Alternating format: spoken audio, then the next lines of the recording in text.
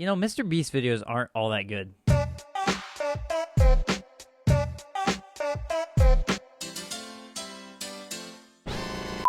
Now, before you all start telling me that Jimmy is the next coming of the Messiah, please watch this video to the end, because it's probably not what you're expecting, and then you can leave your hateful comments or whatever. And while you're down there leaving your hateful comment, you might as well go and subscribe and leave me a like, because after all, none of this matters, it's just YouTube stuff. MrBeast has been one of the great YouTube pioneers of this generation. His ability to optimize content and to craft such videos with great care has led him to the point of even scrapping entire $1 million videos just because he couldn't think of a thumbnail. Do you have like no sunk cost in your mind at all? Like, I feel like it's hard to ignore that. Yeah, of course, but at the end of the day, what matters is that you make the best videos possible. Oh, absolutely. Yeah, like, we're not trying to make money, we're just trying to make the best videos. So for me, it's pretty easy because I thought the video was horseshit.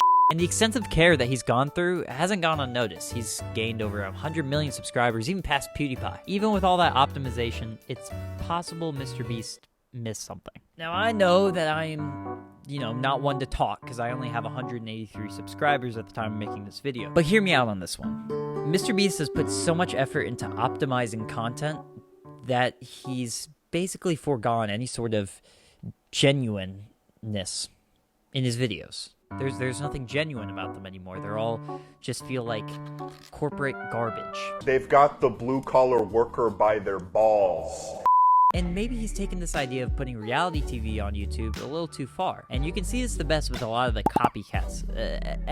Go to any YouTuber. Oh, I spent $1 billion on a trip to space, and then like the actual video was them doing something completely different. These copycats of MrBeast is something that is bound to happen, and happened way back in the day when PewDiePie first did Let's Plays. Those blew up on YouTube, and then everybody was doing Let's Plays. So it only makes sense with all the success that MrBeast has that he's gonna have copycats. But it seems like every facet of YouTube, in any niche, everyone is ripping off MrBeast's ideas. Time for a public service announcement. Hey guys, Editor Sam here. I realized while editing this video that I don't fully agree with everything that I said. Just to clear some things up, first off, don't send any hate to any of the people that I listed in this video, because two things. One, it's not wrong to take inspiration from someone, okay? My point is that you can't just blatantly rip off. And I realized that some of the things that I brought up may have seemed like it was just people taking inspiration. This does not apply to every single person that I list. I just have some examples of people using some ideas, maybe twisting them a little bit, maybe changing them up a little bit, doing them in their own way, and that's totally fine. While you can take inspiration from someone, it's really not cool to rip an entire video idea off of them. My bigger problem is not really with the YouTubers who do their own thing and borrow concepts. My problem is more with people who completely take a video from MrBeast, recreate it with them doing the exact same thing. Just want to clear that up. Please don't send hate to anybody. Not a cool thing to do. That's not what this video is for. It's just informative, just what I'm thinking about YouTube right now. Anyway, cool, back to the video. Some of these are great. Some of these ideas are fantastic. Things like pace. Pacing a video is hard. It's one of the hardest things, and it always goes unnoticed by the job of the editor. And it's really, really good that MrBeast has put so much emphasis on the pace. Because back in the day, you would just sit for long stretches of silence as they think of something else to say.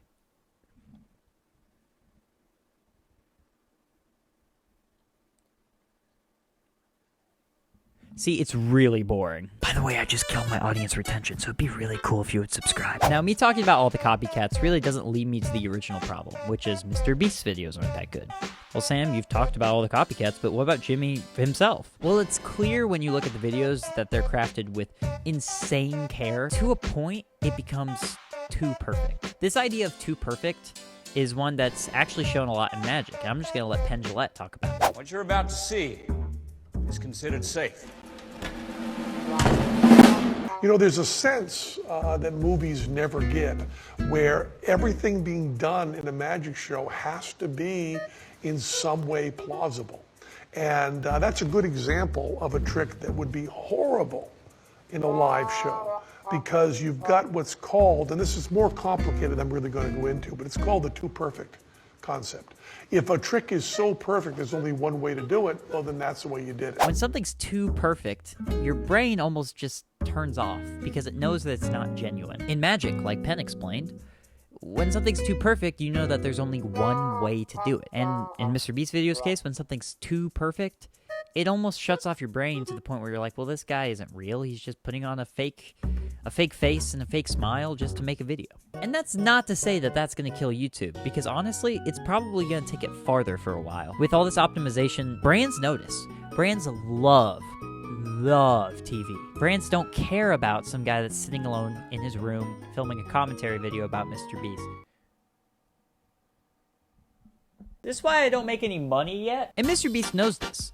That's the way that he makes all his money, is from brands. I guarantee very little of his revenue comes in from actual YouTube ad revenue. You watch any video of Jimmy's, and they're all the exact same thing. Today, we buried a guy for 10 days, and he's gonna get $500,000 if he stays down there the entire time. Brought to you by Cash App. If you haven't used Cash... My mouth is so dry. How does he do this? He does long strings like that. So here comes the real question. Is this problem exclusive to Jimmy, or has the actual problem stemmed from the copycats? The answer to this question is a little complicated because, yes, it's fine if one YouTuber does things one way. I make commentary videos. That's what I do.